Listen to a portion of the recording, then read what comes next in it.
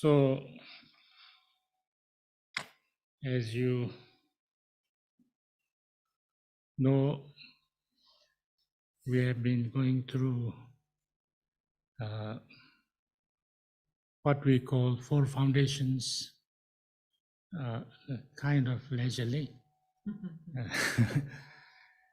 And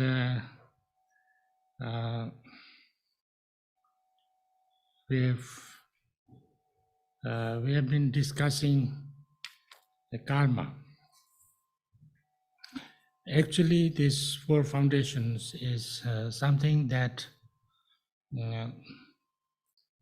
that we need to really understand very deeply, because unless we understand them very deeply, our Dharma practice will not truly happen. And it is also, very, very fundamental, very foundational, like in the foundation of a building. What we will discuss this time, I think you have heard these things before also, but it is not enough to have a kind of a little bit conceptual idea. One needs to become a little bit more deeply understanding. So we talked about we were going through the 10 positive and 10 negative actions, and now we have discussed 3 positive and negative actions of the body, 4 negative and positive actions of the body, of the speech, and now we come to the 3rd one, that is 3 positive and negative actions of the mind.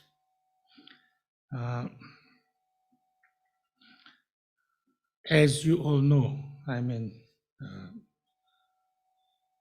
in Buddhism, mind is very important because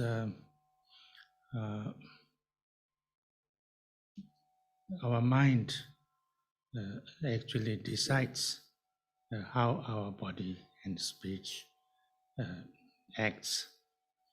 And when our mind is totally pure, then body and speech becomes naturally kind of in that way.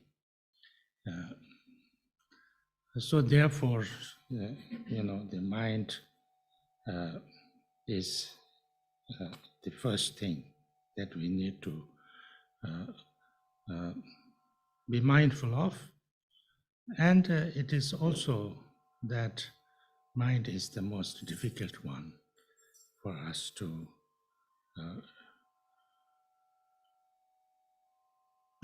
control. Mind is the most rigid one? Difficult one to do things.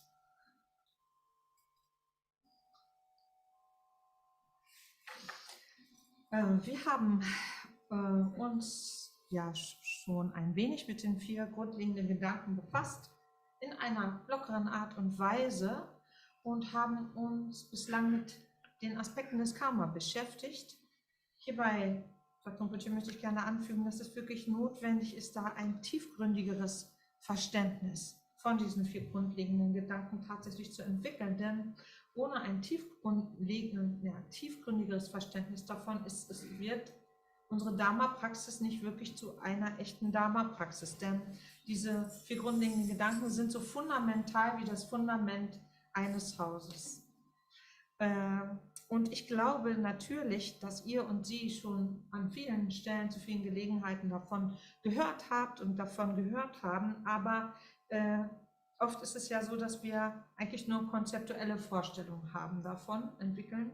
Und das reicht einfach nicht aus. Wir müssen unser Verständnis wirklich vertiefen. Bislang haben wir uns beschäftigt mit den, oder im Moment beschäftigen wir uns mit den 10 positiven und 10 negativen Arten des Handelns. Bislang eben haben wir uns beschäftigt mit den 3 positiven und negativen Arten der Handlungen des Körpers. Beim letzten Mal oder bei den letzten beiden Malen haben wir uns beschäftigt mit den 4 positiven und negativen Handlungen der Rede oder des Sprechens. Und jetzt kommen wir zu den 3 positiven und negativen Arten des Handelns mit dem Geist. Und im Buddhismus, im buddhistischen Kontext kommt dem Geist eine besonders wichtige Rolle zu, denn letztendlich ist es der Geist, der über unsere körperlichen Handlungsweisen und die Art und Weise, wie wir kommunizieren, bestimmt. Und wenn unser Geist also rein ist, dann werden unsere Arten zu agieren mit Körper und auch kommunikativ oder sprachlich zu agieren, natürlicherweise in dieser Form auch ausfallen. Darum ist unser Geist, dessen wir wirklich achtsam sein müssen. Und tatsächlich ist es aber so, dass der Geist genau das ist, was am schwierigsten unter Kontrolle zu bringen ist. Actually, today we are doing an experiment in this room. This is the first time when we are kind of having something happening in this room when it has become much colder. Yeah. And we are using the 2, this, what to call it? Heaters, and after having had this insulation done. So to see how okay we are or not. But this big door is open, and that is, I think, not very good. It would be much warmer if there is some skirting. But that's, I think you can't do it now, but next time. Usually in Tibet, we have big curtains made of yak's wool, this thick. That is sometimes very useful. Anyway, so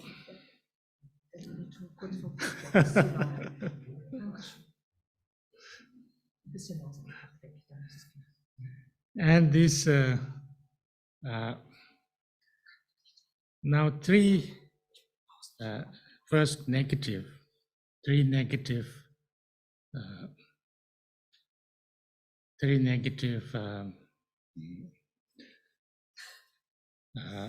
actions of the mind. The first is it doesn't matter which way we count, but covetousness is regarded as one. And what covetousness means? It's actually not a very well-known word, I think. Covetousness. Do you have this? What is the word? The German word? Begehrlichkeit oder Begehren. It's very well-known word. Very well known. Oh yeah. Okay. Very well known. Okay. Not like in English. Okay. Yes, it means that if somebody has something nice, I want that for myself, and I don't want that for the other. So that is, a desire, a greed, kind of intense, little bit intense desire and greed that, that can, become uncomfortable in me. You see, if somebody has something nice or good or things like that, I've become I desire that, I want that so much that I start to, burn inside me. I feel unhappy with it. That's the covetousness. And of course, it's in a way greed, kind of. It's in a way greed, but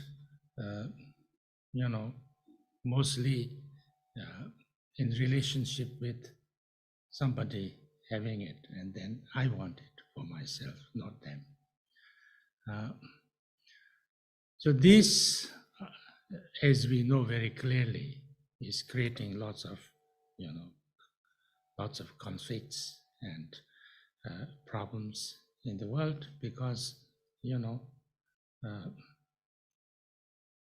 I want things that others have, and then I will do different negative actions to get that, including robbing and stealing and using all kind of negative means to get that.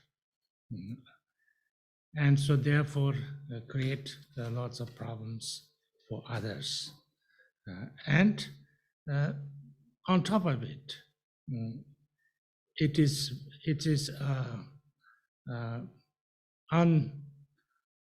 unsatisfying, painful experience for yourself, because I feel unfulfilled and unsatisfied, and kind of too much wanting. Wanting is actually, in one way, if you look deeply, is suffering. I want because I don't have, not have, so therefore I want, I desire, I kind of, what can you say? So therefore, it's also, painful experience. I think from Buddhist point of view, we can call it a suffering. So when we understand this, then it's not to say that we should not want anything, Of course, we can have, everything good we need, we want. It's good to have. We wish that to have.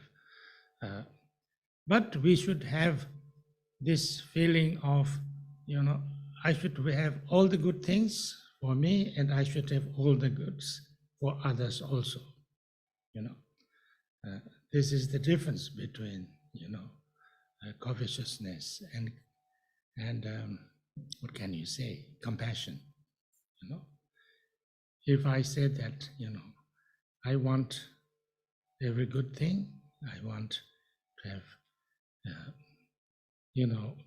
positive things, material things, all kind of good things, whatever. And I wish that and want that for others too. Then it's compassion.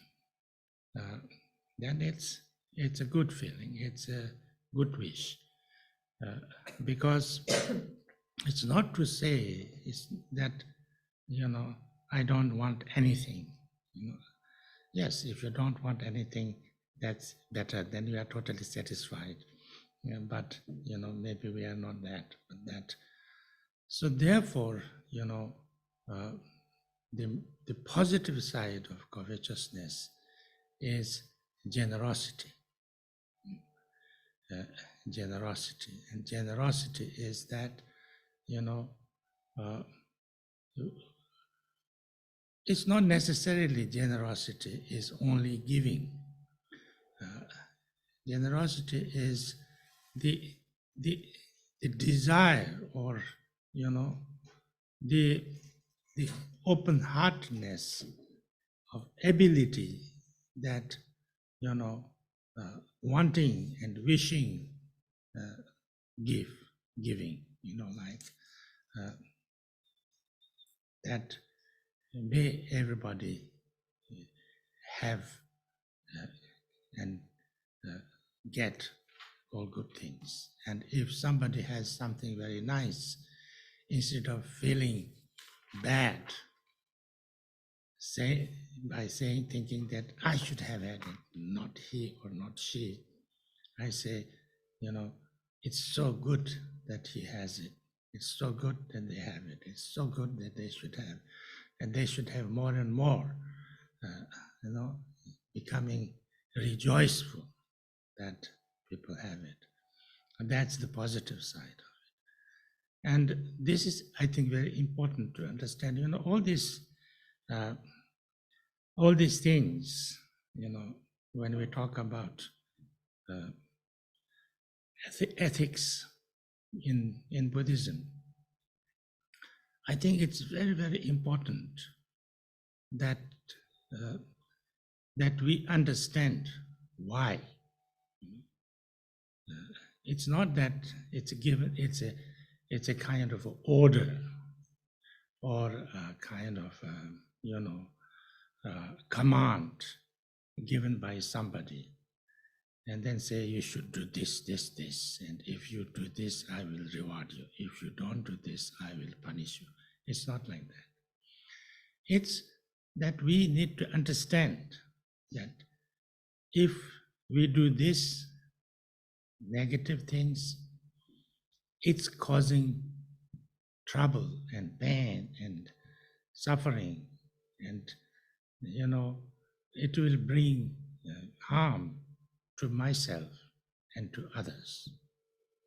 And if I do the positive way, then it's going to bring benefit and help and good things for myself and others.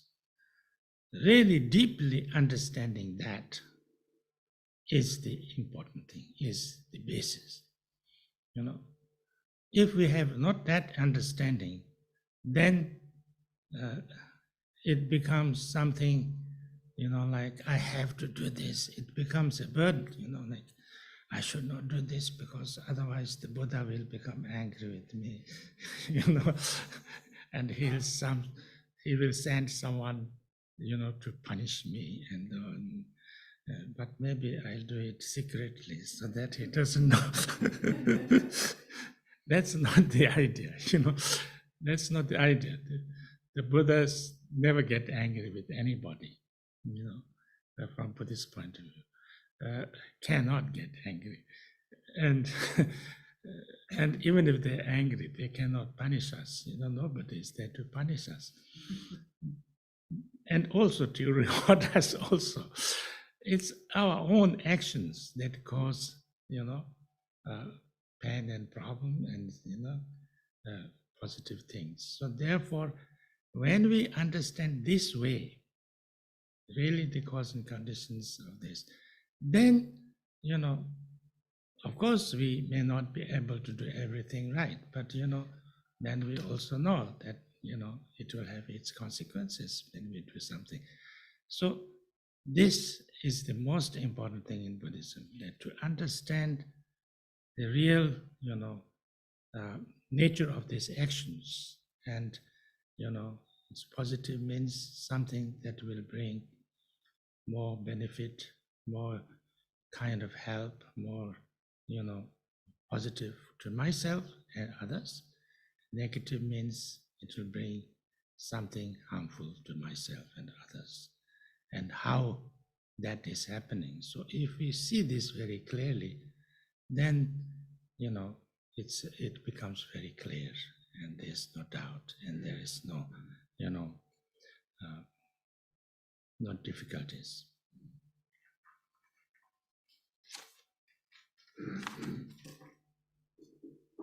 Wir machen genau in dieser Hinsicht heute auch ein kleines Experiment, weil wir nämlich hier sitzen, obwohl es mittlerweile draußen kälter wird, Und zwar haben wir diese zwei Heizkörper, die auch in einer Form in Betrieb sind, aber quasi probieren wir jetzt Those aus. of you who are, if you are cold, you should move to that side. Ihr solltet euch wirklich auf die Seite setzen, falls euch kalt ist. Auf jeden Fall, auf diese Weise können wir das gleich mal testen, wie weit das so mit uns her ist oder wie weit wir kommen. In Tibet ist es halt so, weil wir hier diesen großen Eingang noch haben, das große Tor, und wir können das im Moment gerade nicht verschließen, dass man sehr schwere Vorhänge aus Jackwolle immer vor den Türöffnungen und so weiter hängen hat. Wir beschäftigen uns also hier mit den 3 negativen Arten des Handelns mit dem Geist. Und der erste Punkt, wie man negativ handelt mit dem Geist, ist Begehrlichkeiten zu entwickeln. Begehrlichkeiten in dem Sinne, dass, also das englische Wort hier, covetousness ist tatsächlich im englischen Alltagssprachgebrauch nicht mehr besonders aktiv, aber wir auf Deutsch können natürlich mit dem Begriff Begehrlichkeit sehr viel anfangen, denn es ist nicht nur, dass man sich etwas wünscht, sondern Begehrlichkeit hängt immer damit zusammen, dass man etwas bei jemandem sieht, dass jemand anders etwas hat, was man haben will. Und zu dieser Stufe der Negativität, der Begehrlichkeit gehört auch dazu, dass man in sich immer versucht, Wege zu finden, das, was diese andere Person hat, was man gerne haben möchte, wie man das an sich bringen kann. Und dazu gehört halt auch, dass man es ein bisschen, also für uns im Deutschen, dass der Begriff Missgunst mit dazu gehört, dass wir der anderen Person das nicht gönnen, sondern eben wir das haben wollen. Und dazu kommt, dass diese Art von Gier, also nicht nur Wunsch, sondern auch diese Art von Gier, so kraftvoll ist, so durchdringend, dass auch für uns selbst mit einem großen Unwohlsein oder einem Gefühl von Unwohlsein einhergeht, weil wir sehr stark getrieben sind von dieser Begierde, von diesem Wunsch. Wenn jemand anderes was hat, was Schönes, was uns gefällt, dass wir unbedingt das so doll haben wollen und deswegen sehr darunter leiden, wenn wir es nicht haben, und deswegen alles versuchen, um uns vielleicht in diesen Besitz zu bringen. Und das führt natürlich zu großen Schwierigkeiten, großen Konflikten, weil wir alle möglichen Arten von negativen Aktivitäten ausführen, um diese Sache an uns zu bringen. Und das macht natürlich einerseits uns selbst Probleme und Schwierigkeiten, aber natürlich auch anderen Probleme und Schwierigkeiten. Und unsere größte Schwierigkeit liegt unter Umständen darin, dass wir uns immer so unzufrieden fühlen, völlig unerfüllt und eben sehr stark unter diesem Druck oder von diesem Drang eingenommen sind, der uns quasi geistig besetzt oder durchzieht. Und das bedeutet, dass in diesem Zusammenhang definitiv, wenn man tief hineinschaut, jeder Wunsch zu einem großen Leid werden kann. Denn wenn man sich etwas wünscht, hat das für uns an und für sich fast immer damit zu tun, mit dem Gefühl, dass wir einen Mangel erleben, dass uns etwas fehlt. Und das geht für uns in buddhistischen Begrifflichkeiten definitiv mit dem einher, was man Leid nennt, weil es ein schmerzhaftes Erleben ist, eine schmerzhafte Erfahrung. Darum ist es notwendig, wenn wir uns mit dieser Thematik beschäftigen, mit dieser Art des negativen Handelns, in Bezug auf die Begehrlichkeiten, dass wir uns klar machen müssen, dass es nicht darum geht, dass wir uns nichts wünschen dürfen und dass es überhaupt auch nicht darum geht, nichts zu bekommen, was man sich wünscht, oder nichts haben zu dürfen, was man sich wünscht. Im Gegenteil, es ist doch wunderbar, wenn man Dinge hat, die man braucht, Dinge hat, die man sich wünscht, Umstände hat, die man sich braucht. Aber der Unterschied zwischen diesem Zustand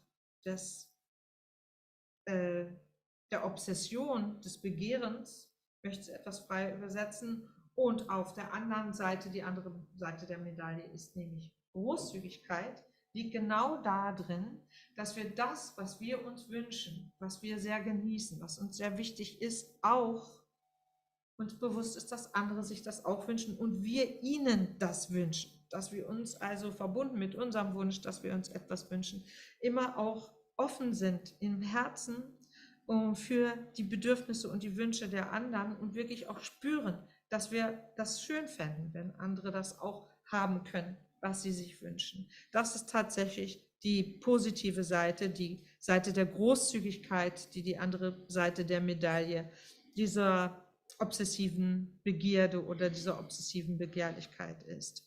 Das ist auch wichtig in diesem Zusammenhang, sich vor Augen zu führen, dass Freigebigkeit also nicht nur damit zu tun hat, dass man etwas gibt, sondern dass man sein Herz öffnet für die Wünsche und die Bedürfnisse von anderen und dass es einem, weil man ein Gespür dafür hat, für die Bedürfnisse und Wünsche anderer, es einem Freude macht, das zu geben, es einem Freude macht, zu erleben, dass andere etwas haben, was sie sich wünschen oder etwas bekommen, was sie sich wünschen und man angesichts dessen, dass andere etwas haben, was man selber toll findet, eine große Mitfreude empfindet und ihnen noch mehr davon wünscht, dass sie noch mehr von dem haben, was sie wirklich freut und glücklich macht. Im Buddhismus ist es also sehr wichtig, diese Zusammenhänge zu verstehen, zu begreifen, dass es dabei nicht darum geht, wenn wir hier die positiven und die negativen Arten des Handelns besprechen, dass wenn man sich negativ verhält, man bestraft wird, dass wenn man sich positiv verhält, man eine Belohnung bekommt. Darum geht es nicht, denn es gibt niemanden, der einem befehlen könnte oder sagen könnte, mach dies, dann belohne ich dich, lass das sein und falls du es doch machst, dann bestrafe ich dich. Denn das, was passiert, wenn wir negativ handeln, das müssen wir verstehen. Wir müssen verstehen, welche Konsequenzen es nach sich zieht, wenn wir positiv handeln. Das bedeutet, unsere negativen Handlungen, das sollten wir begreifen, werden immer dazu führen, dass für uns selbst und für andere Schaden entsteht und Schwierigkeiten entsteht und dass, wenn wir uns in positiver Art und Weise handelnd üben, das grundsätzlich immer einen Nutzen bringen wird für uns selbst und für andere, dass es zu mehr Glück führen wird, zu mehr Freude führen wird. Diesen Zusammenhang müssen wir wirklich tiefgreifend durchdringen, denn der ist die Grundlage für unsere gesamte Praxis, dieses Verständnis.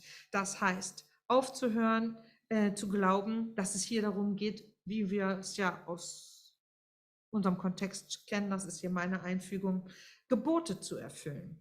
Denn dann wird das Ganze schnell zu einer Last, dass man dann sagt, ja, eigentlich habe ich keine Lust, aber ich muss natürlich mich großzügig zeigen, weil wenn ich das nicht mache, dann wird Buddha wütend und dann wird da jemand schicken, der mich bestraft. Und darum mache ich es lieber heimlich, aber man kann es natürlich vor einem Buddha nicht wirklich verbergen, was man so tut. Das heißt, wichtig ist zu wissen, erstens, kein Buddha wird jemals zornig sein auf uns. Und selbst wenn ein Buddha zornig wäre auf uns, würde er uns auch nie bestrafen und auch nie belohnen. Denn ob etwas eine für uns gefühlt positive oder für uns gefühlt negative Konsequenzen zeitigt, das hängt ausschließlich an dem, wie wir handeln. Wenn wir positiv agieren, dann kommen dabei nützliche Sachen raus für uns selbst, für andere, die hilfreich sind. Wenn wir negativ agieren, dann kommt dabei Schaden und Schwierigkeiten und Probleme raus, für uns selbst und für andere. Und natürlich können wir nicht immer positiv handeln, das ist normal. Das bedeutet, wir müssen auch damit einverstanden sein und darauf vorbereitet sein, dass unser Handeln Konsequenzen hat, in welcher Weise auch immer. Es ist also sehr wichtig, diesen Zusammenhang eindeutig zu erkennen. And then the second one is ill will. You know, that is wishing bad to others. You know, of course, there is hatred in it. There is anger in it. It could be because of hatred, because of anger, because of jealousy, because of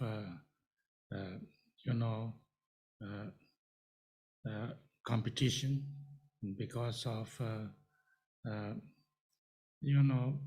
it could be also because of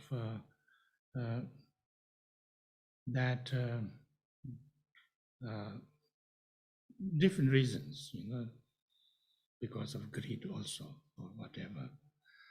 But you wish somebody else or some people to have, suffering, pain, problem, that they don't, get what they want. They lose what they have. They will go through lots of pain and problem and suffering to wish that.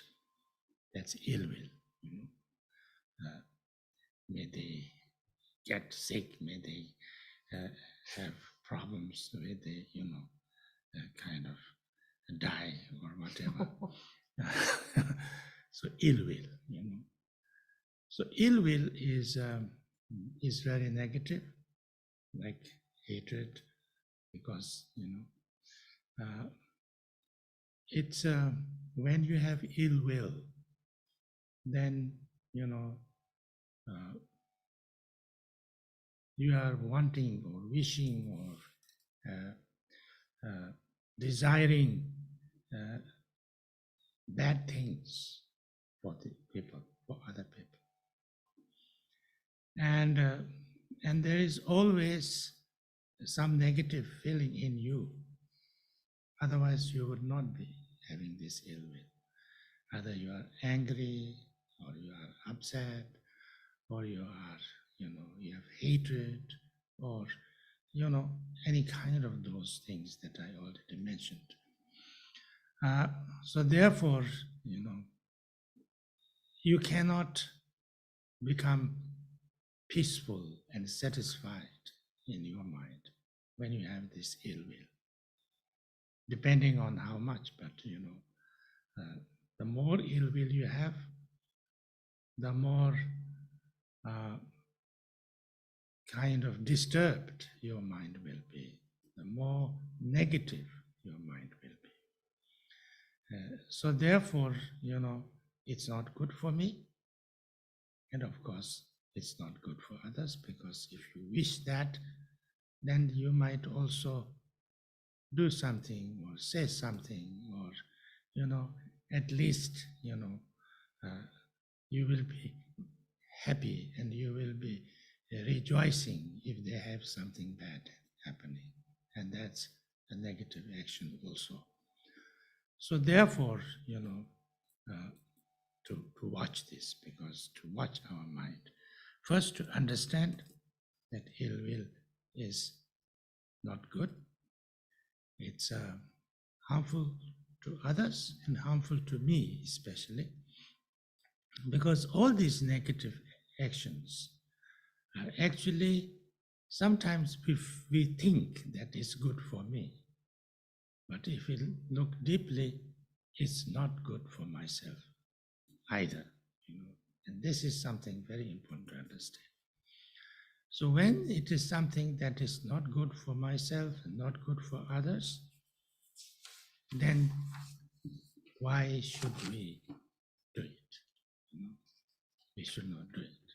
And if we have this habit of doing, or we have some kind of addiction in doing this, because this is what happens, our samsaric mind is like this. A samsaric mind is lots of, negativity,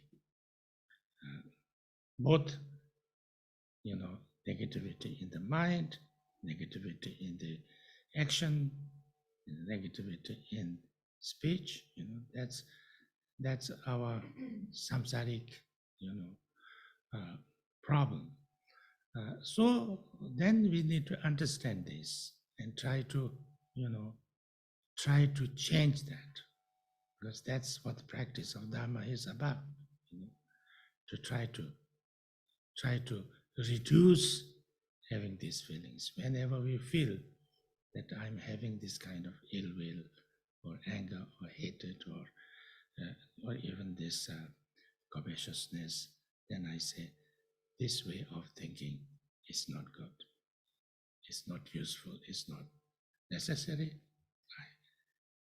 I let go, and instead, I should wish, I should wish happiness, wish success, wish,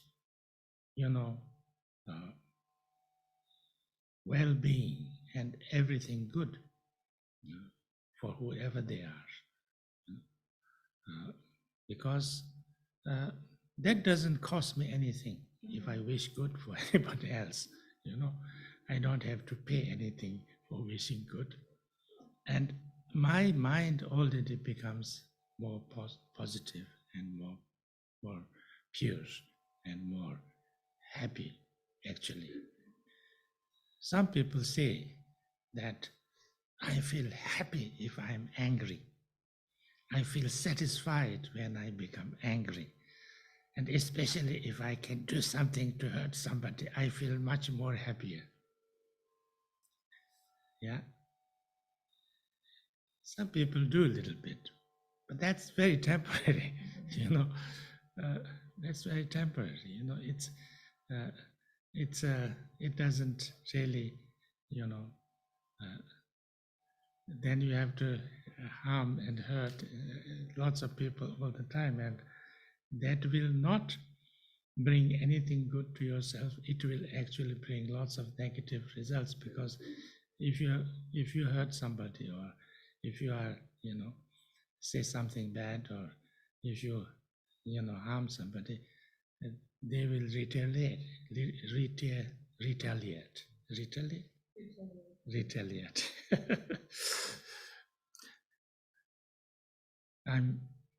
I'm studying a little bit of German, and now I'm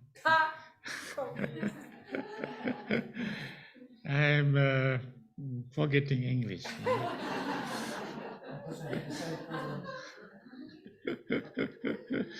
Even before understanding German, I'm already forgetting English. Retaliation or something like that must be. Anyway, okay. Ja, die zweite negative Art des Handels mit dem Geist ist Böswilligkeit.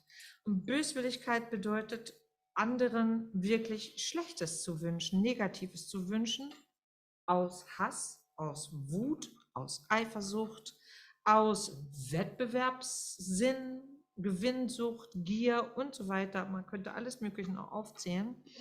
Und diese Böswilligkeit ist damit verbunden, nicht nur, dass wir zornig sind und wütend, sondern dass wir uns wünschen, dass andere leiden, dass es anderen schlecht geht, dass sie nicht bekommen, was sie sich wünschen, dass sie verlieren, was ihnen wichtig ist, dass sie Schmerzen haben, dass sie Schwierigkeiten und Probleme haben, wirklich, dass sie richtig leiden müssen. Dass wir solche Gedanken haben wie, möge die Person endlich krank werden, möge die richtig große Schwierigkeiten erleben. Also, am besten ist, sie stirbt gleich. Das ist Böswilligkeit. Und diese Haltung, diese geistige Haltung der Böswilligkeit ist immer mit einer inneren Negativität verbunden.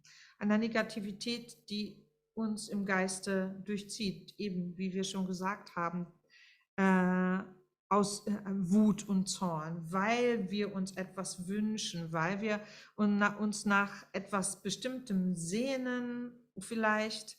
Und in diesem Falle ist es eben, weil wir uns danach sehnen, dass anderen was Schlimmes passiert oder was Schlechtes widerfährt. Und der Punkt ist nur, dass dieses Gefühl, dieser Wunsch, anderen was Negatives zu wünschen, in uns selbst eben auch voraussetzt, dass eine starke Negativität in uns vorhanden ist, wie Wut, wie Ärger, wie Aufgebrachtheit, alles, was sagt Rinpoche ich bereits aufgezählt habe. Und weil man in diesem Zustand ja in Wirklichkeit gar keinen friedlichen Geist haben kann, keinen erfüllten Geist empfinden kann in diesem Moment, wenn man böswillig gestimmt ist anderen gegenüber, dann ist der eigene Geist wirklich durcheinander und sehr negativ eingestellt, und je böswilliger man ist, desto negativer ist der eigene Geist eingestellt.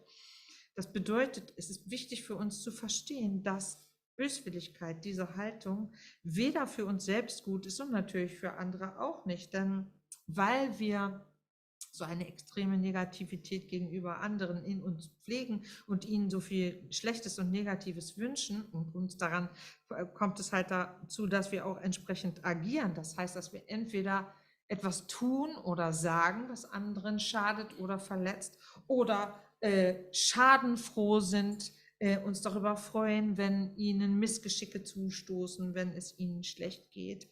Darum ist es so notwendig, dass wir wirklich auf unseren Geist achten. Der erste wichtige Punkt hier ist also zu begreifen, dass böswillige Haltung, die wir haben, weder uns selbst was Gutes bringen wird und helfen wird, noch natürlich anderen. Es gibt Leute, die sagen, sie fühlen sich so richtig wohl, wenn sie wütend sind, wenn sie sauer sind. Und haben auch wir haben auch das Gefühl, wenn wir vielleicht aus Rachsucht anderen was antun, dass das uns was Gutes bringen würde. Aber so ist es nicht. So ist es wahrhaftig nicht, weil es für uns selbst wie für die anderen so ungeheuer negative Konsequenzen hat. Darum ist es wichtig zu verstehen, dass es keinen Vorteil für uns gibt, sich in dieser Art und Weise zu verhalten.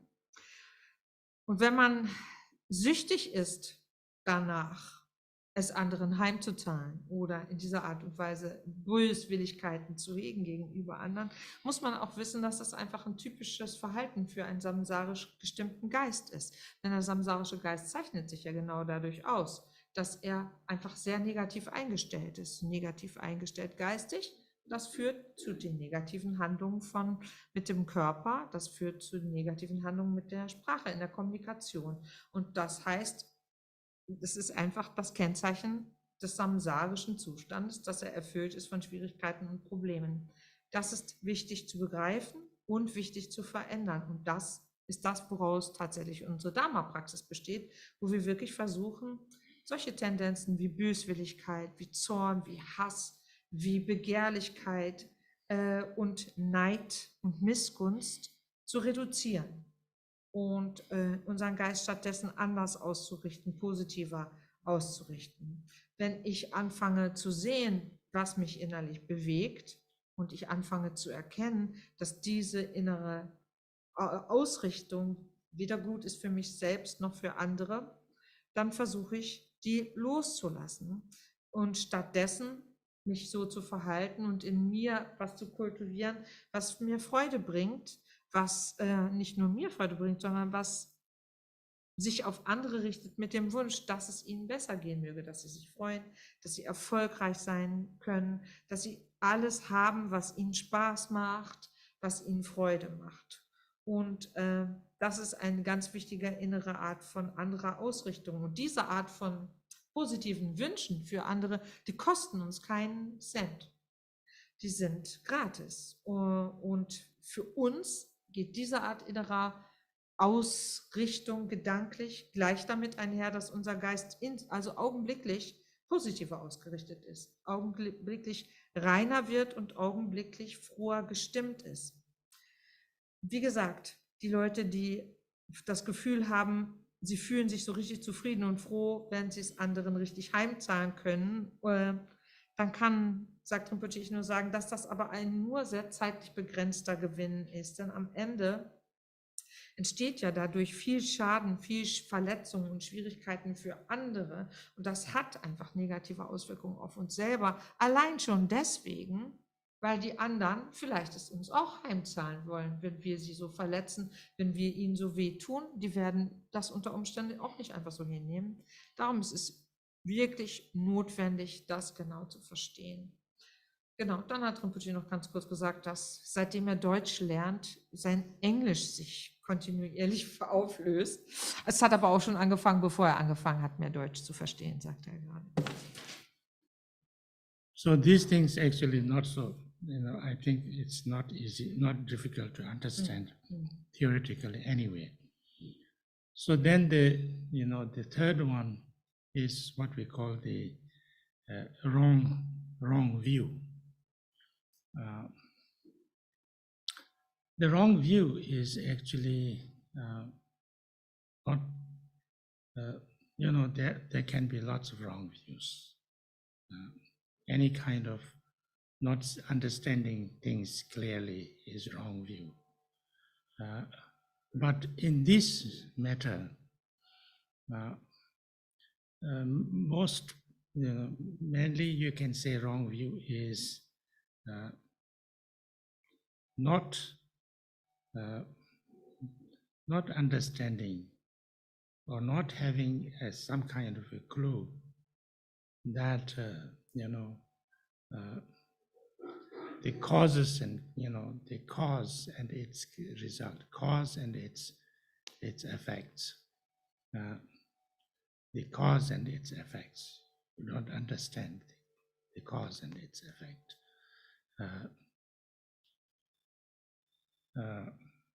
Like for instance, if you do negative deeds,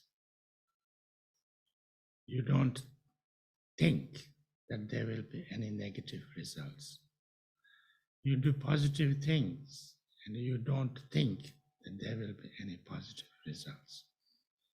So if you don't have that understanding or that, then you will do only negative things because, there is no reason why not to do negative things because you don't know that negative actions has negative results. So therefore, that kind of wrong view is the most kind of strongest cause of all negative actions in the world. Because people don't understand that positive actions will bring eventually positive results for myself and others in the long run. And negative actions will bring, suffering problem, not only to others, but to myself also. And when we have that, misunderstanding or wrong view or a wrong way of saying, then, people have no problem inflicting problems and sufferings and pain on others because they think that that doesn't matter to me. And that, like,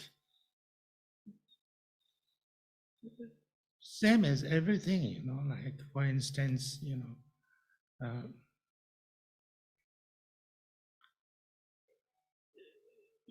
we can even give this as a little bit, example of maybe the environment, we human beings have been very successful to ruin our environment.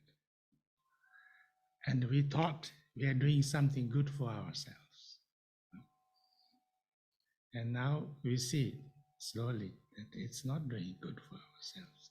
It might cause our distinction. That's wrong view.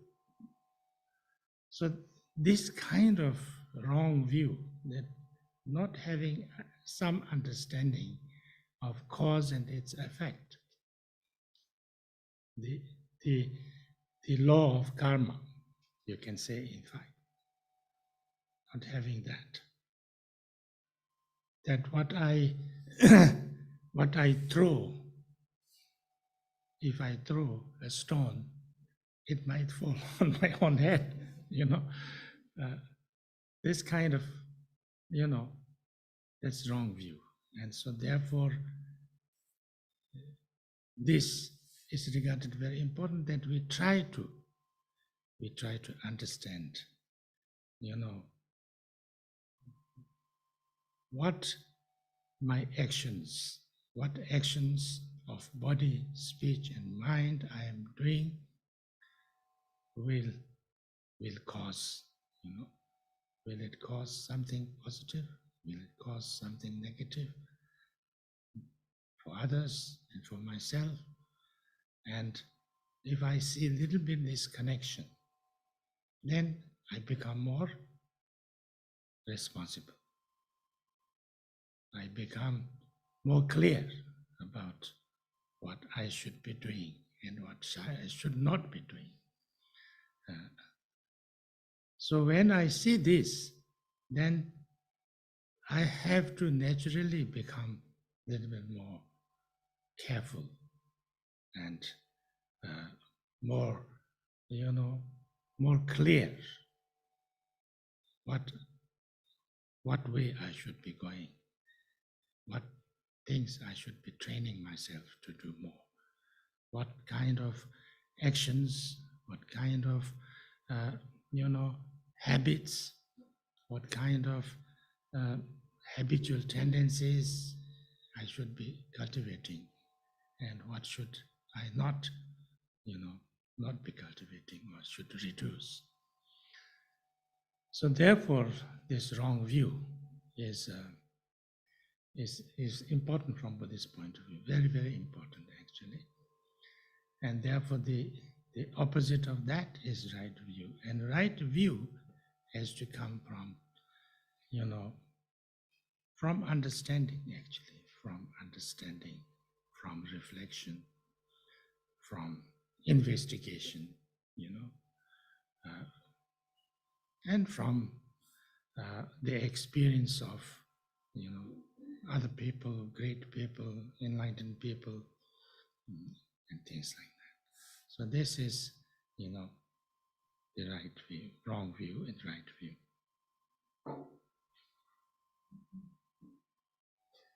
Und ich denke, dass es diese Zusammenhänge, die wir eben besprochen haben, sind wirklich leicht zu erkennen, leicht zu verstehen. Kommen wir zum dritten Art des negativen Handelns, das mit dem Geist. Das ist das, was wir gemeinhin als falsche Sichtweise bezeichnen. Als falsche Sichtweise mit diesem Begriff werden unterschiedlichste Arten von Missverständnissen, von falschen Vorstellungen und so weiter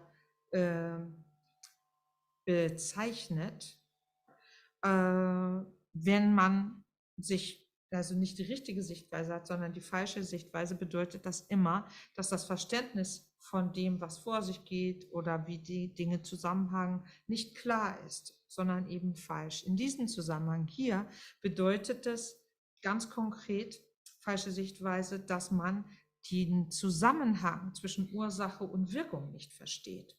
Dass man keine Ahnung hat, dass es einen Zusammenhang gibt zwischen Ursachen und Wirkungen.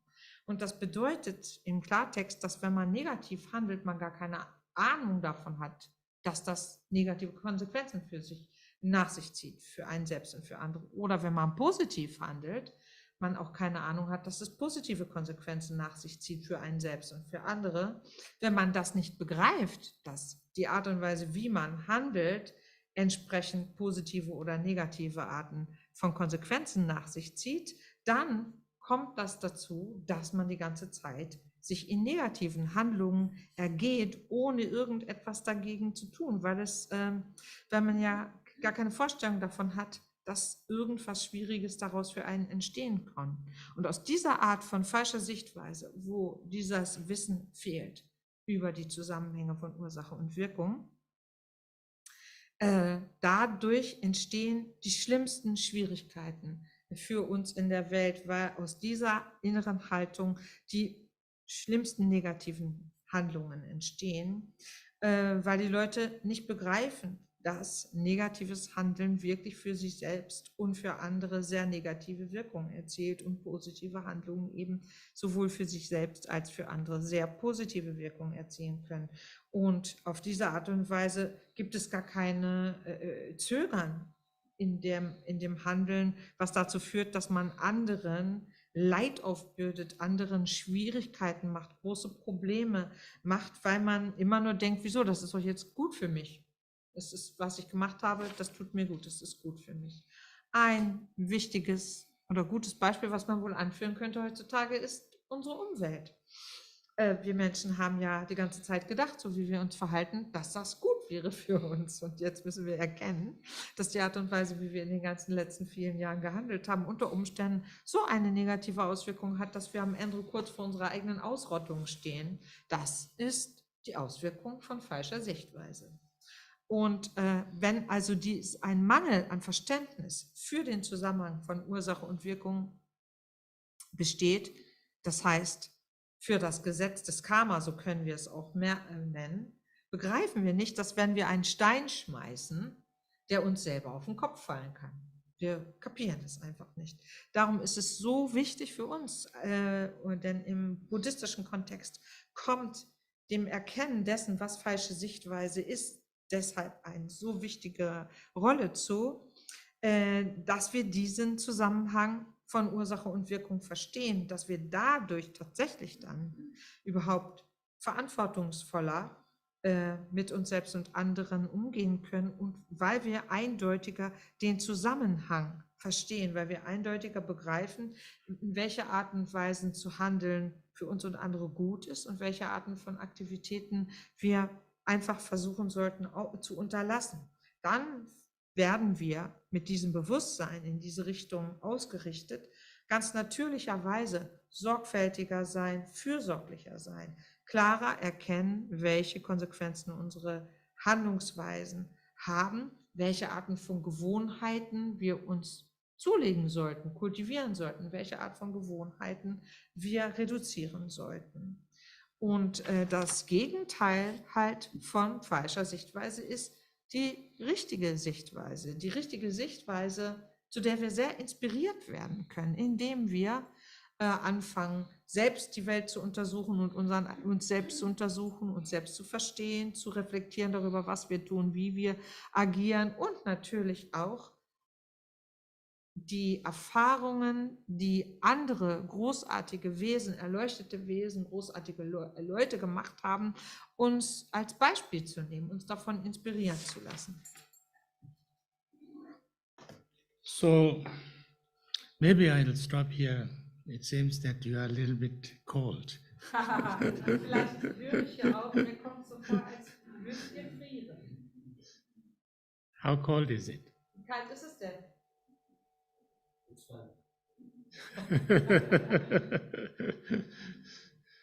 Maybe we should practice Tummo. Vielleicht sollten wir Tummo setzen in dieser Situation. Tibetan, we have something called Tummo practice, that it's breathing exercise and some visualization, and then becomes so hot that you can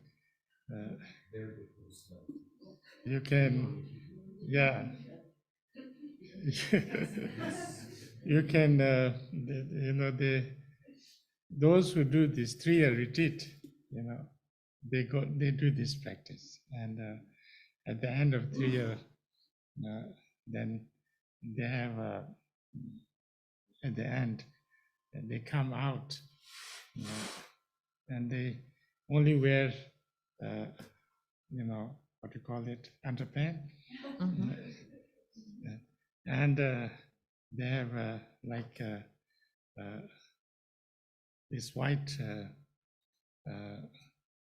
cloth, like a shower, and then they bring it and put it in icy water, and not rinse, icy water, and wear it, and then they go for a walk in Tibet, like where it's 20-30 degrees below zero. Yes. And then they have to dry. They have to dry this with their own, heat. Yes, and people do. People do. Almost everybody does it. You call it? Yeah. Upheden.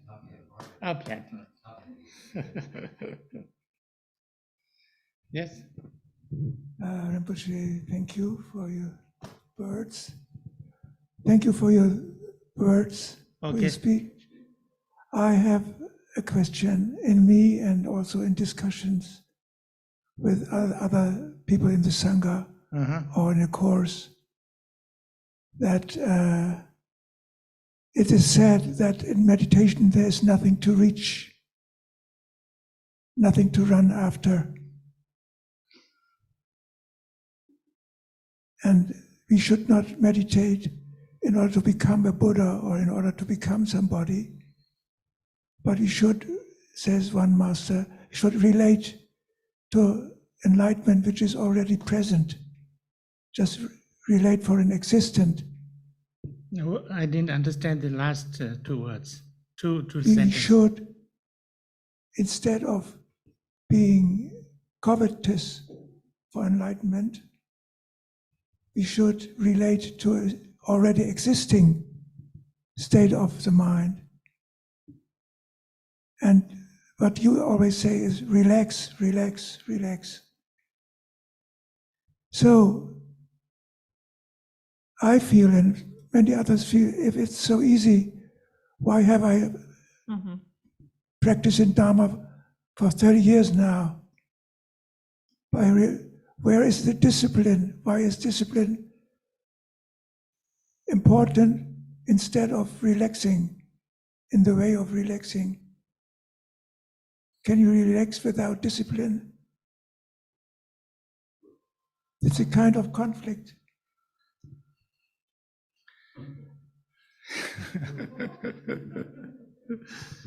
Good question. He always asks good questions, you know. You know,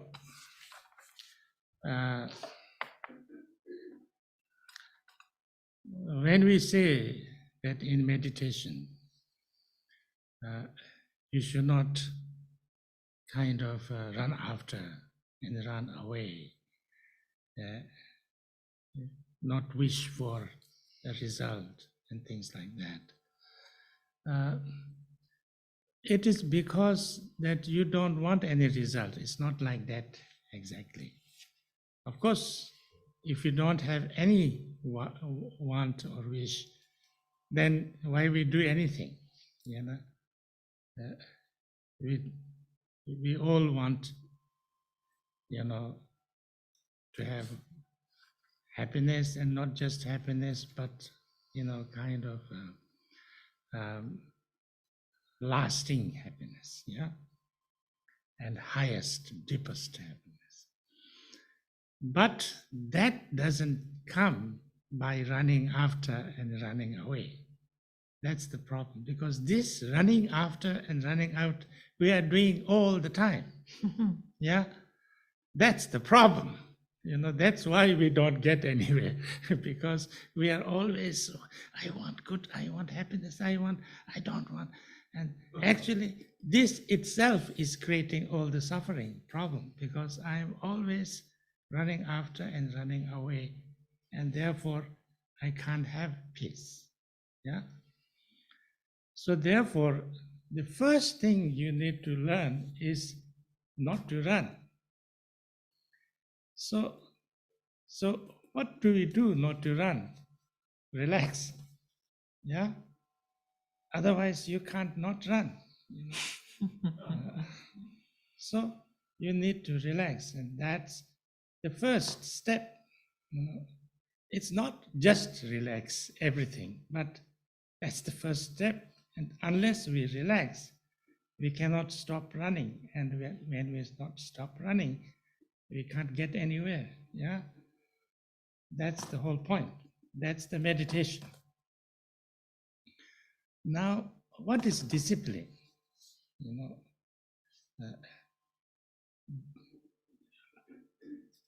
in discipline, in meditation, in everything, first you need to have some understanding. Yeah, some clarity and understanding. That's very important. Yeah. Once you have that understanding, like also in meditation, you need to understand how to do the meditation, and then you relax. Yeah. Same as discipline. You know, in discipline, what is discipline actually? First thing, discipline is. I sometimes have a problem with the word discipline a little bit, and every time I'm involved with lots of translation groups, you know, and I always say that I don't like the word discipline. anything else you suggest. Everybody says discipline is the only way. So, so far I have accepted. But you know,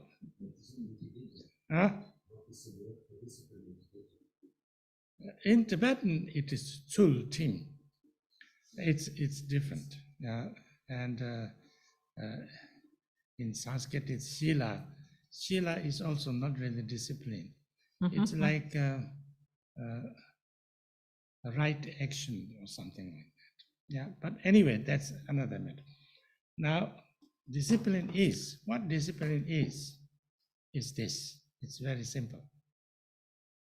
You understand, first we have to understand. We understand that these actions, or this action this action is creating problem, whether it's body or speech or mind, is creating pain, problem, difficulties, and harm. So when you understand this, then you say, I decide that I don't do it. And I allow myself not to do it. That's the discipline. And then I understand that these actions are good, useful, and beneficial to me and others. And I allow myself to do that. That discipline, yeah?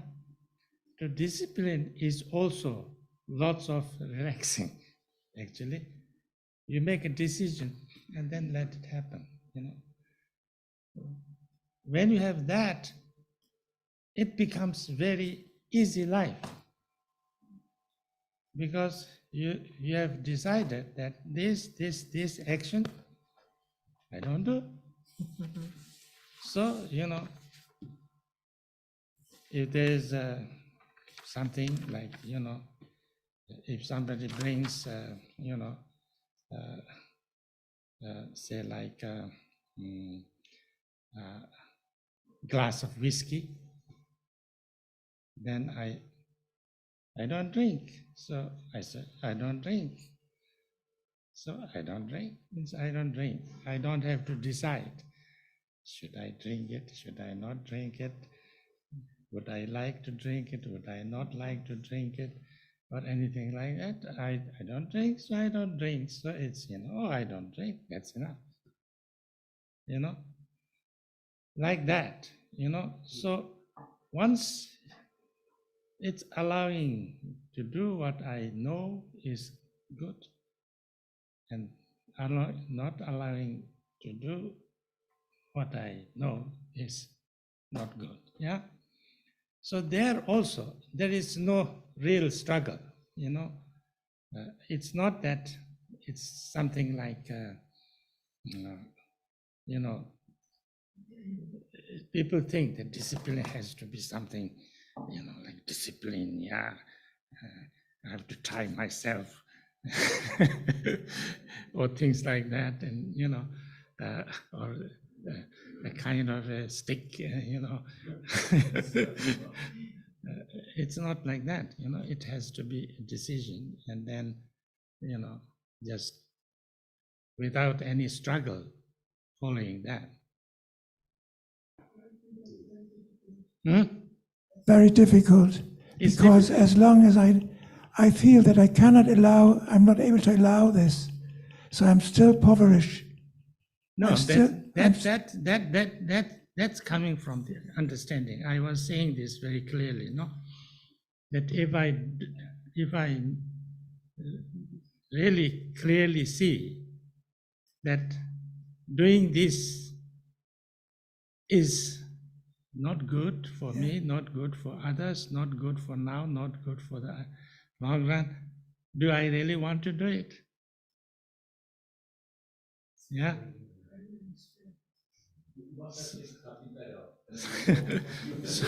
So if I really have that understanding, therefore the understanding becomes very important. Yeah. Yes, I'm still struggling for that after 30 years. Yeah. For that allowance, for that being, for allow. I still feel that I'm a little impoverished. I still have. What do you want to do? I'm still like a Swiss cheese with Huh? filling holes in myself. What do you want to I'm do? What I want. Uh, Oh, I want to be happy huh? and relaxed. I want to be happy and relaxed. Then relax and let be happy and relaxed. Okay. Someone is addicted, especially alcohol, and you go to a doctor, and the doctor said, just don't drink.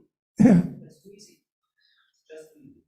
Actually, if you really make your mind up, it can happen. It can happen. It's just a decision. Really, it can happen. My father was, sniff, and then one day he said, "I'm going to not," and then he stopped. And for some time he had dreams, and but slowly, then no problem. After some time, he didn't even want to drink. There was one Tibetan in Brussels. He had a Tibetan restaurant, and he was working. He was brought there by one of the princes, and he was, doing quite well, but he had a drinking problem. He was very addicted to drinking. And then one time, His Holiness Dalai Lama came to Brussels, and his wife went to see His Holiness and said, "My husband is drinking too much. Please tell him not to drink." Then, after his teaching finished, he came around and saw this man, and he held and, "Don't drink, don't drink." He said, "Okay, I don't drink." And he stopped drinking. And he was so badly addicted that one day he fainted. He was fainting because, of this strong addiction. He wanted so much drinking that he was, and then his wife came and wanting to give him some drink. And even when he was unconscious, he was not taking it, his determination, his decision was so strong that he was not opening his mouth. And then slowly he totally stopped drinking, and he's still alive. His wife died. He married again.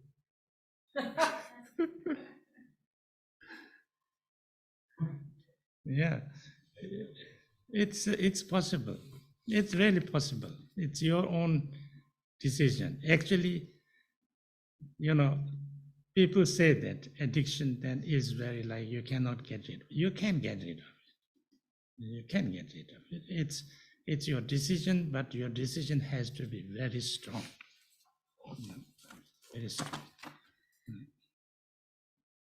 Ich fasse das mal ganz kurz zusammen, was bis hierher gesagt worden ist. Ja? Ich beeile mich, damit ihr noch was sagen könnt. Rinpoche hat gesagt, wegen der Kälte sollten wir jetzt alle Tumo machen. Nein, das hat Rinpoche nicht gesagt, aber er hat gesagt, dass es in Tibet ja üblich ist und im Buddhismus auch eben diese Tumo-Praxis gibt, in der man durch geführten Atem und Visualisation in seinem eigenen Körper eine enorme Hitze erzeugen kann. Und all diejenigen, die das 3-Jahres-Retreat machen, lernen diese Praxis auch.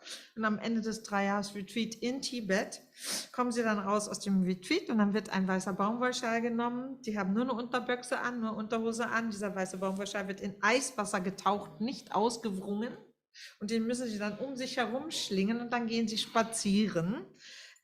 Und das, wo es in Tibet dann manchmal minus 20, minus 30 Grad ist. Und den halt nur mit ihrer Turmo-Hitze trocknen, diesen Schal. Also das dazu. Dann ging es um die Nachfrage von Bernhard. Und zwar, dass es ja in den Unterweisungen zur Meditation gesagt wird, dass man in der Meditation nicht danach streben soll, irgendetwas zu erreichen. Und man soll sich auch nicht hinsetzen und meditieren, um Erleuchtung oder besser gesagt, was Bernhard gesagt hat, den Zustand eines Buddhas zu erreichen. Also, wenn ich dich richtig verstanden habe, ist es so, dass Rinpoche ja auch ganz oft immer gesagt hat, entspannt euch. Und dass in diesen Unterweisungen gesagt wird oder auch ein Lehrer gesagt hat, so habe ich es verstanden, was Bernhard gesagt hat, dass es viel wichtiger sei, statt zu versuchen, Buddhaschaft zu erlangen mit seiner eigenen Meditation, dem eigenen Geisteszustand nahezukommen, dem gegenwärtigen Geisteszustand nahezukommen.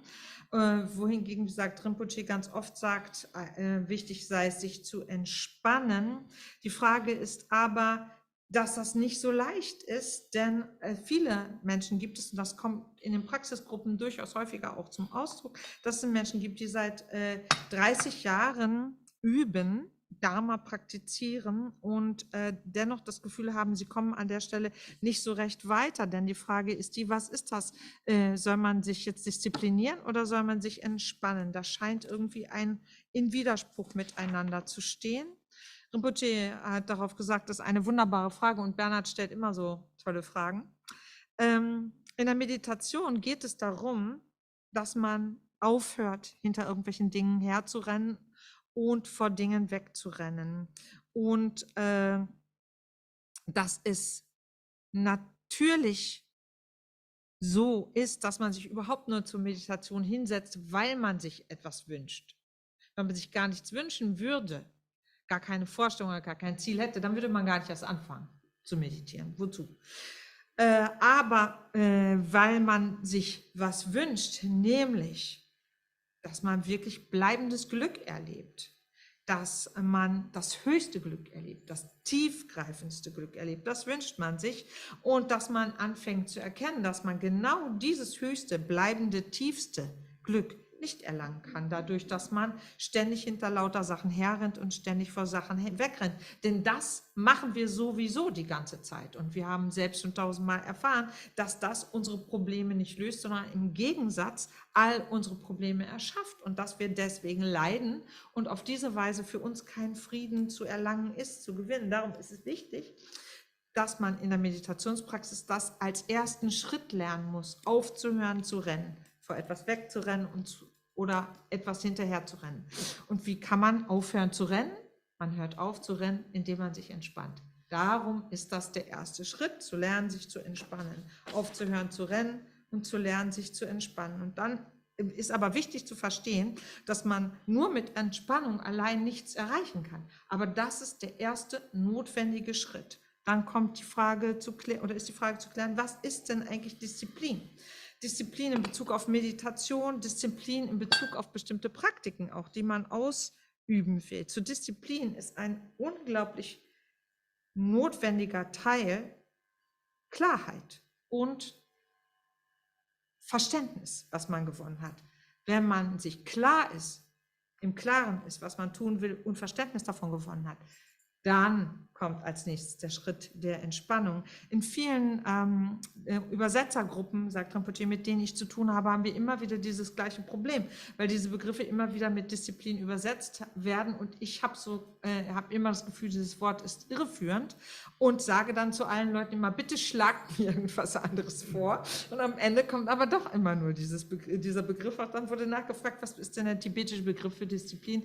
Der tibetische Begriff ist Tsultrim, der bedeutet aber im Kern was anderes als das, was wir zumindest auch auf Deutsch gewohnheitsmäßig unter Disziplin verstehen, und auf Englisch ist auch so. Der Sanskrit-Begriff ist Shila, auch der hat nichts großartig gemein mit dem Begriff, wie wir im Englischen oder Deutschen Disziplin verstehen, denn diese Begriffe Zötem und Shila haben damit zu tun, mit der Einsicht in das, was richtig ist, was stimmig ist, was korrekt ist. Das heißt, auch hier, der erste Schritt ist also, ein korrektes Verständnis zu erlangen davon, in welcher Art und Weise meine Handlungen sich auswirken.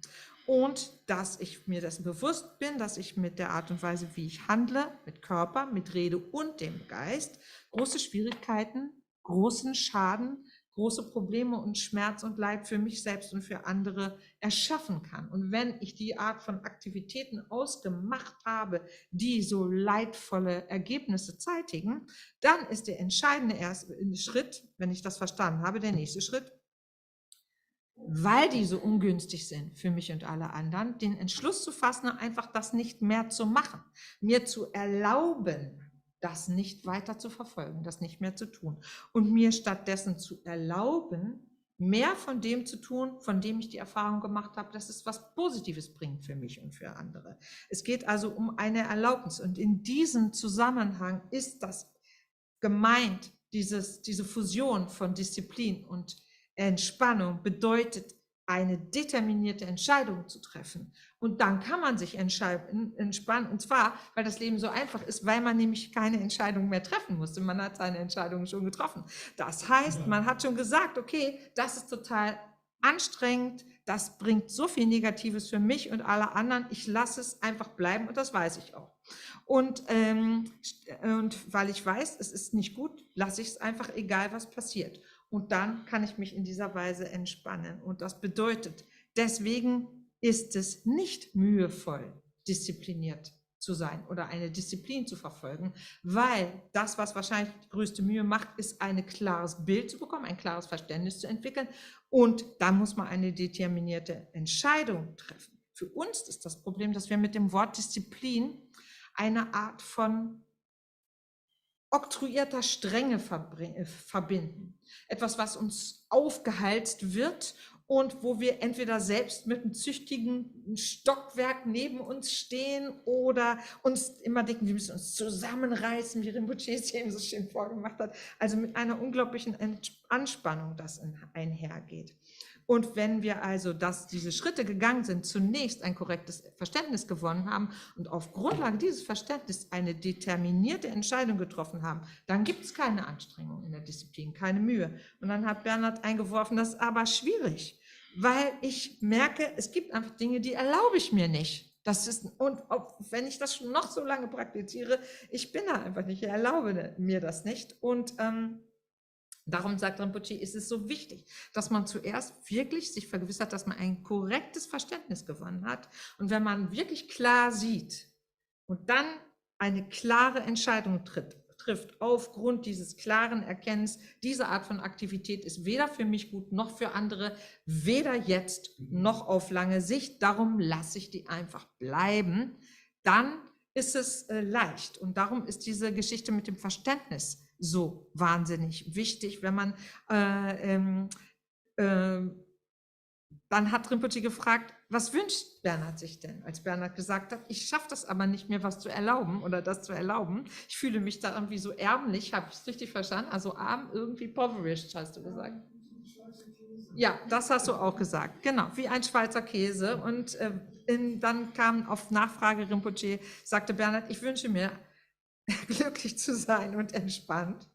Und dann sagte Rinpoche, genau darum geht es, erlaubt dir glücklich zu sein. Und das klingt dann aber zu einfach, wurde ja eingeworfen, denn zum Beispiel, wenn das ist wie eine Sucht, zum Beispiel wenn jemand sehr süchtig ist nach Alkohol und der geht dann zum Arzt, diese Person oder die Ärztin sagt dann hören Sie doch einfach auf zu trinken, so einfach sei es nicht. Und Rinpoche hat sich dagegen gewehrt und hat gesagt, nein, genauso einfach ist es. Denn wenn ich anfange zu verstehen, dass das, was ich tue, mich wirklich unglücklich macht, dann kann ich auch so mit so einer Entschlusskraft vorgehen und das entscheiden. Zum Beispiel bei meinem Vater war es so. Mein Vater hat getrunken, sagt Rinpoche, und geschnieft, sorry, gesnufft, okay. Geschnieft, ganz genau, also Schnupftabak genommen und er war ziemlich süchtig danach. Und es war für ihn so, dass er dann tatsächlich aufgehört hat, aber dass er davon noch ewig geträumt hat zum Beispiel. Dass er im Traum immer noch Tabak geschnupft hat. Und in Brüssel gab es einen Tibeter, der ein tibetisches Restaurant geführt hat und tatsächlich auch mit der tibetischen Exil-Haute Volée sehr gut bekannt war, aber der einfach ein Alkoholproblem hatte und seine Heiligkeit der Dalai Lama war angekündigt, dass er in Brüssel sein würde und die Frau von diesem Tibeter ist dann zu dem Dalai Lama gegangen und hat gesagt, mein Mann trinkt einfach zu viel, bitte sagen Sie ihm, dass er aufhören soll zu trinken. Und nachdem seine Heiligkeit seinen Vortrag beendet hatte, ist er dann tatsächlich dorthin gegangen in dieses Restaurant und hat im Zwiegespräch zu diesem Mann gesagt, jetzt hören Sie aber auf zu trinken. Und dann hat er tatsächlich gesagt, ja, mache ich. Und er hat aufgehört zu trinken. Und es ging ihm so schlecht, weil die körperlichen Entzugserscheinungen wirklich grauenvoll waren, so doll, dass er sogar umgekippt ist. Und seine Frau hat totale Angst gekriegt und wollte ihm Alkohol einflößen, um ihn wieder lebendig zu machen sozusagen. Und selbst in diesem bewusstlosen Zustand hat er einfach seinen Mund nicht aufgemacht. Also so entschlossen war er, dass er das nicht mehr machen wollte. Das heißt, er lebt immer noch, seine Frau ist mittlerweile verstorben und er ist mittlerweile wieder verheiratet. Also worum es geht, ist, es ist wirklich möglich, aufgrund der eigenen Entschlusskraft wirklich eine Sucht tatsächlich zu überwinden, auch wenn ganz oft behauptet wird, das sei nicht leicht oder das sei so nicht, so einfach würde das nicht gehen. Man kann tatsächlich das, was man für sich selbst als schädlich erkannt hat, sein lassen. Okay, I think we stop here. Wir hören hier auf. Auf Seite 18 steht die Widmung. Oh, you have? And a question I have. Okay. Is it okay? Okay. Okay. Also vorher noch einen Witz und eine Frage. Thank you very much. Excuse me that I've come too late. I have a talk with a girlfriend and she needs my help. And okay, the joke is, I hear it on the radio. What's the difference between a German and a foreigner? German and what? Ein Deutschen und einem Ausländer. Was ist der Unterschied? Foreigner, German okay. and foreigner. Und ich sage es auf Deutsch, vielleicht, wenn es verständlicher ist. Mein Englisch ist vielleicht nicht so gut prononziert. Okay, also was ist der Unterschied zwischen einem Deutschen und einem Ausländer? Es ist wie Hund und Katze. Einem Deutschen sagst du, trag die Maske, er trägt die Maske. Einem Deutschen sagst du, lass dich impfen, er lässt sich impfen. Einem Deutschen sagst du, hol das Stöckchen und er holt das Stöckchen. Was sagt der Ausländer? Das war die Frage an den Rinpoche. Was sagt das war eine Frage. It's kind of a joke. So Kind of a it's kind of a joke, yeah. So the question is that what's the difference between a German person and a foreign person? And a German person it's the same difference as the difference between a dog and a cat. To a German person, you say, wear your mask. And the German person wears the mask. Get Because he has the military discipline and the black pedagogic. Gehört das jetzt mit zu dem Witz? No, Okay. only explain the bits. Okay. Okay. So, and then get a vaccine shot, and the German person gets a vaccine shot, and the third, I even forgot, catch the stick, and the German will catch the stick. And what does a foreigner do? It's a question to you. He asked you, what does a foreigner do? Foreigner do? Say, what the foreigner say? In Bavarian say, kiss my ass, or Arabic man say, one for your own stick. I don't know. What a Tibetan drum say. They too get the. Sie lassen sich impfen, die Tibeter. Oh no. I got all the vaccinations. Rinpoche hat alle Impfungen bekommen. You are German, thank you. I put on the mask. Und Rinpoche benutzt auch die Maske. Unless it is. Huh? Ja.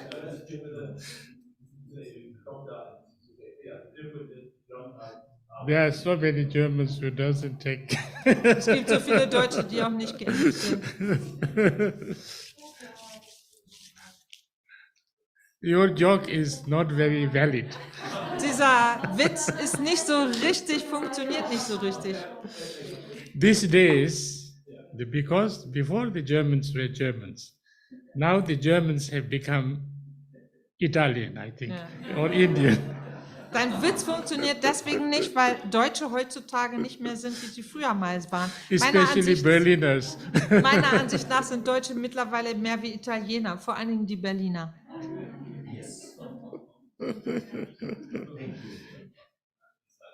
That's a compliment.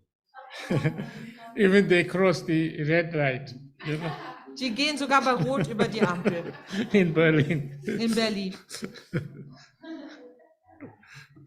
Übersetze den für mich gerade. Ich habe einen ganz kurzen Witz. Ja. Da treffen sich zwei Eskimos und da sagt der eine, wo ist denn dein Haus? Da sagt der andere, oh, ich habe vergessen, den Wasserkocher auszumachen. So this is really funny. So two Inuit people, two Eskimos meet, and one asked the other, "Where's your house?" And the other said, oh, "I forgot to put out the kettle."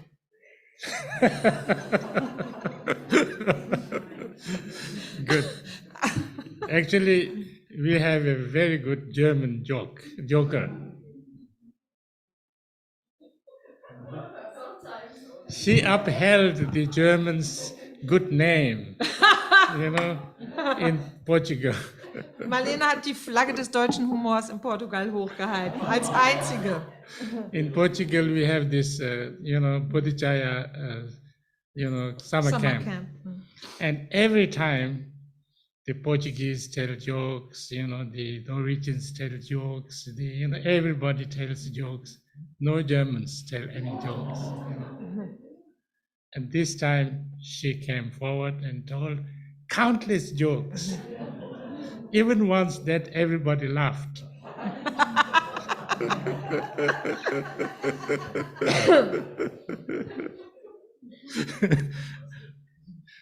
Anyway, so. Wir machen die Widmung. Sunam de Tamje Sipane, Domine Beda, Rana Shegana, Lala Drupai, Sipe Zole, Roa, Roa.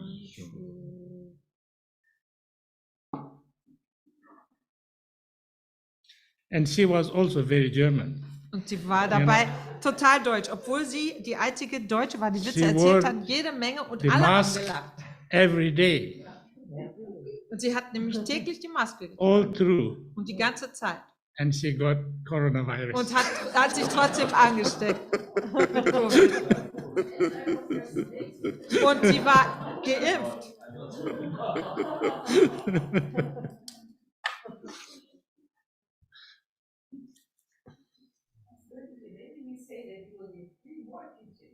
Three more teachings? Oh. Okay. But not tonight, Pepachita.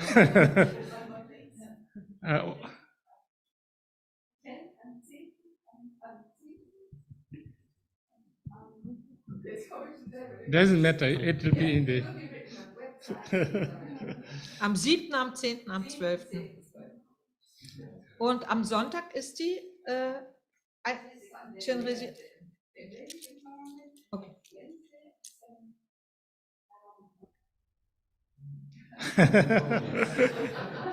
Oh, that should be recorded.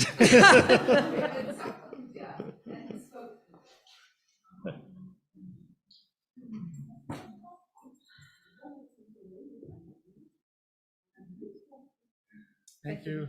Good night. See you soon. Gute Nacht. Good night. See you all, Claire. Good night, everybody. Good night.